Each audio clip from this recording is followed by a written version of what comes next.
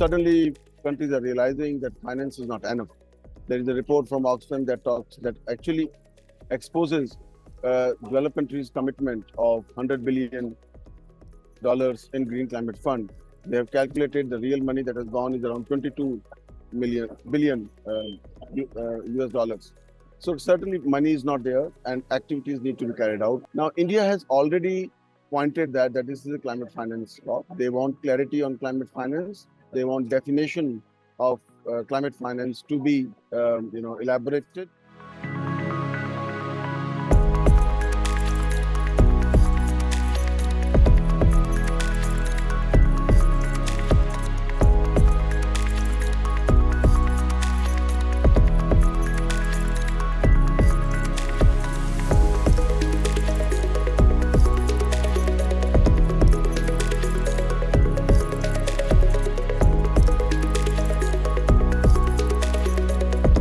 Main agenda on the table is loss and damage finance facility.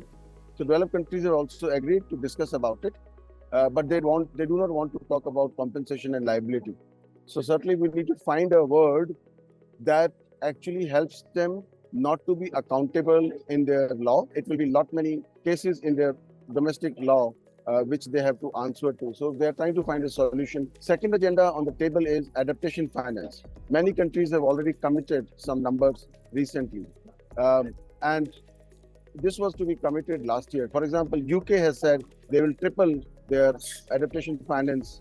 This should have been done last year. Some peanuts are being put on the table, which is not enough, which will not help us to achieve the commitment we have made to UNFCCC. And then the third is carbon markets. There is some unfinished agenda that is being negotiated, which is basically completing the rule book of Paris Agreement.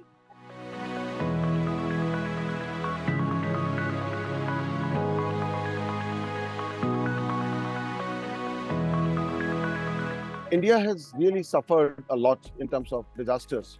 Now the calendar of a year is not comprises of monsoon or summer and winter. It comprises of drought, floods, and warm winter or extreme winter or cyclones. So basically, the two steps that we take forward, one step we are forced to go back. I think it's time to incentivize renewable energy and energy transition, and it's time to penalize high emission, interventions by corporates.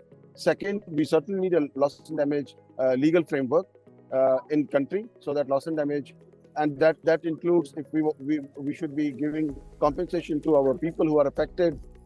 We should make sure that they are protected. We should make sure they are rehabilitated. We should make sure they move to an alternative livelihood. So our schemes should be more in the nature of rebuilding their life rather than leaving them in dry. We need district climate plans. We need city climate plans on how adaptation and mitigation will be addressed.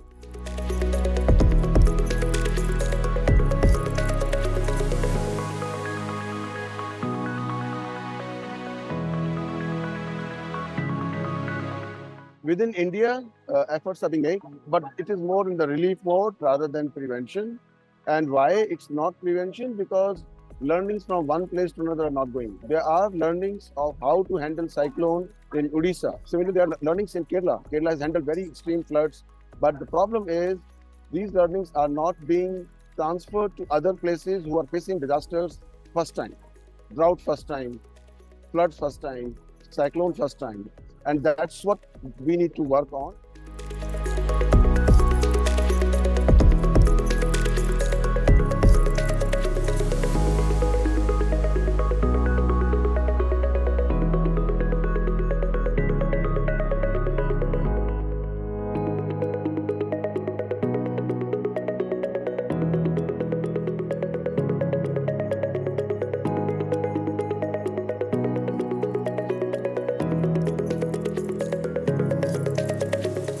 Cyclone hits and flood hits, and farmers or people who are living on margins, they do not have enough money and they are forced to migrate.